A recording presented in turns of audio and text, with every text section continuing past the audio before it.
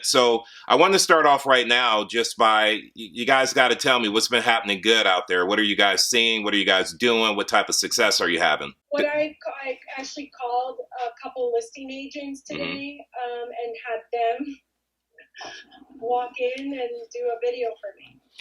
Well, listen. Because they're probably going to get it for someone else, Well, yeah. They're listing.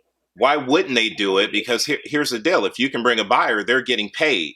And if they're being smart, they're going to take that virtual tour and keep it. So the next person who doesn't want to come, they already have that video that they can just share on YouTube. So maybe that's the way to do it, where it's free for you, is call the listing agent and explain, based on COVID and people not wanting to go see the property, you really need their help in doing a virtual tour where they can share the link with you that you can share with your clients. Yeah. That's awesome. Good for you. Good for you. Ira, what were you saying? That on one of my listings, the inspection happened today. I asked the owner to make sure he wasn't home and leave all the lights on. Mm-hmm. Leave all the, open all the closet doors so that they don't have to touch anything. I met the buyer's agent was not feeling well, so I opened up the property and let them in. I did not join them, of course, and just told them when they're done, give me a call. So that all happened pretty seamlessly today. That's awesome. Okay. One thing I want to bring up, I've talked to so many agents over the last week, and they are telling me about situations more so with sellers prospecting to find people to list their home. And they keep telling me that they can't convince the people to list their home. And here's what I have to tell you guys.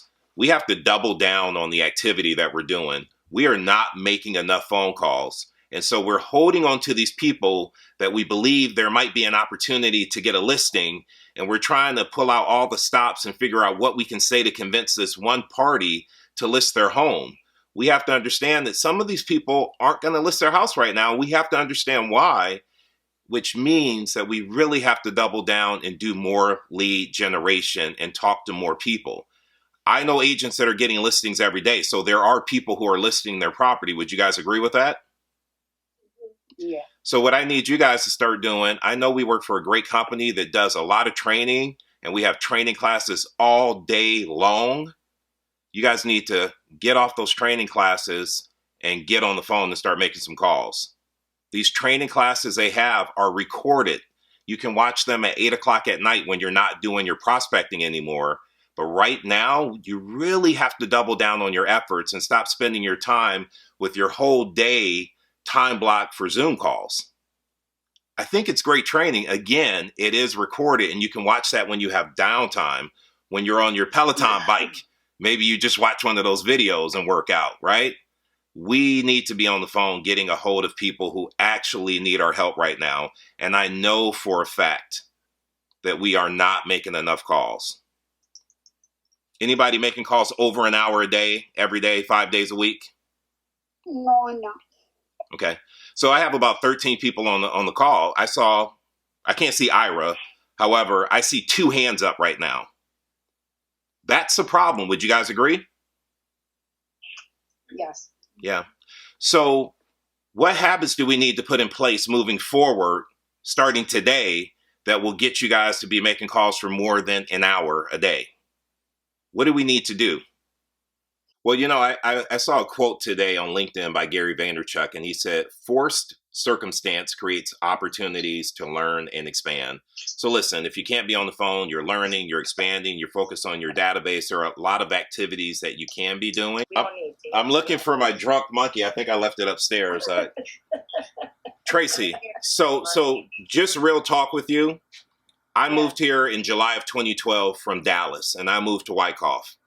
And Sally Ponchak can tell you this. I'm like, how do I get business? I don't know anybody in this town. I don't know the difference between the Cape Cod and the split level and the Colonial. Right. All these agents, including Sally Ponchak, she was my competition. They had Wyckoff sold up. Right. And I had people telling me, like, how are you going to break into that? There are too many agents. You need to go somewhere else and actually work. You can't do business here. Yeah. And I could have bought into that, but guess what? No one's Tracy. Right. This other guy may have it sold up, and that's because you haven't started yet. But when they see they have another option and they know you and like you, no one comes Right. across like you do. Right. Just like no one's I mean, me. not to toot my own horn. I'm likable. I know. I have a lot of friends. Hell yeah, you are. But I need to break out of that and, just take over. So the best way to break out of it is just to do it. It doesn't have to be perfect. Done is better than perfect. Right. You just have to go out there and pick one restaurant that you're going to highlight this week and say, I can't come and see you, but can we do a Zoom meeting? Can you maybe give me a tour of your kitchen and I'll share it and talk to people about you? Okay.